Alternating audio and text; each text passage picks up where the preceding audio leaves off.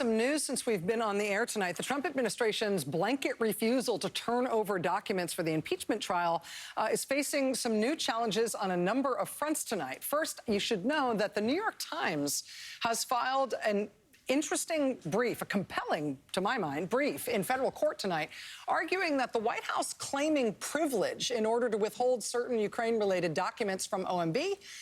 The Times is arguing tonight to the federal court that those privilege claims are invalid because privilege can't be used to cover up governmental wrongdoing. You'll recall that just last week, the Government Accountability Office found that withholding the aid to Ukraine actually was a violation of the law. So information about withholding the aid to Ukraine can't be withheld to cover up that wrongdoing by the government. And so those materials should be made public. So that is moving in the courts as of tonight. At the same time, at the end of tonight's proceedings, House Impeachment Manager Zoe Lofgren brought up once again what House investigators claim is an improperly classified piece of testimony from a staffer for Vice President Mike Pence. Zoe Lofgren repeated what her colleague Adam Schiff has said before, which is that, as she put it, she has read this classified testimony, and she basically made the case on the floor tonight that there's no good reason for that testimony to be classified. She pointedly said that covering up wrongdoing is not a proper reason to classify something.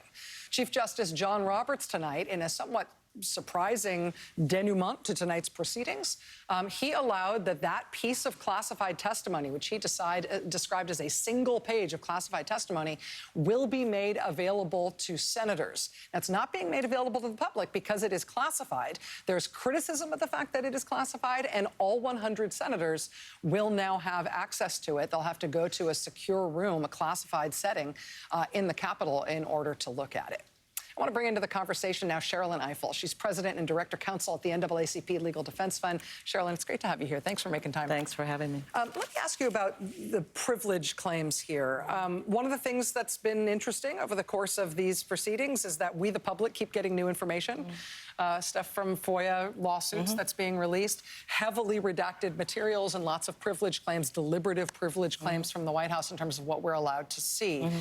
Chris Hayes earlier tonight was describing that as a sort of battleground here, part of one of the core issues that we're having conflict about in terms of what we know about the president's behavior. Yeah, it's important. I mean, the concept of privilege is a core one and a critical one. My fear is that it's being used in ways in which it was never meant to be used. It's being used as a blanket way of simply saying anyone who's ever been in a room with me can't talk to you.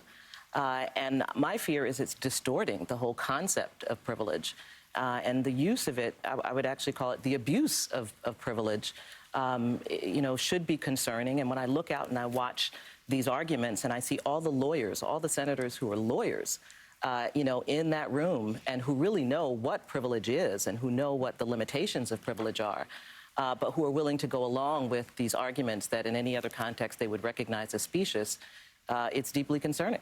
Is this the sort of thing, though, where we're going to ultimately have a fight over whether these privilege claims are proper, and they'll be adjudicated, and somebody will say, I'm going to force this, and I'm going to make the courts weigh in on this, and we're going to force these materials out, and then in 2029, somewhere down the road, somebody, people who are the next generation of cable TV people will be talking about those court rulings, and they won't be able to remember what they were about. I mean, these things take forever, right? But what worries me is that we tend to think that we're going to be around in 2029 having this kind of conversation, and I think it'll be a very different country in 2029 if we don't begin to address, particularly as it relates to the rule of law, some of the excesses that we have seen over the last few years. That's what's supposed to be the thing that holds us from one administration to another, from one year to another, from one generation to another as a country.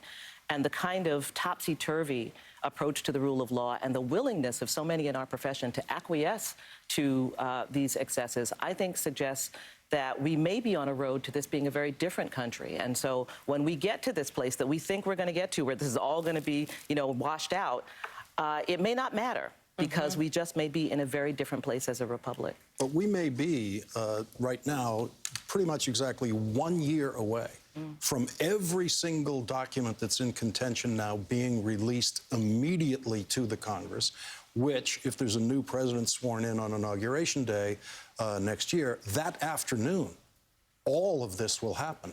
The president's tax returns will immediately be sent from the IRS to the chairman of the Ways and Means Committee.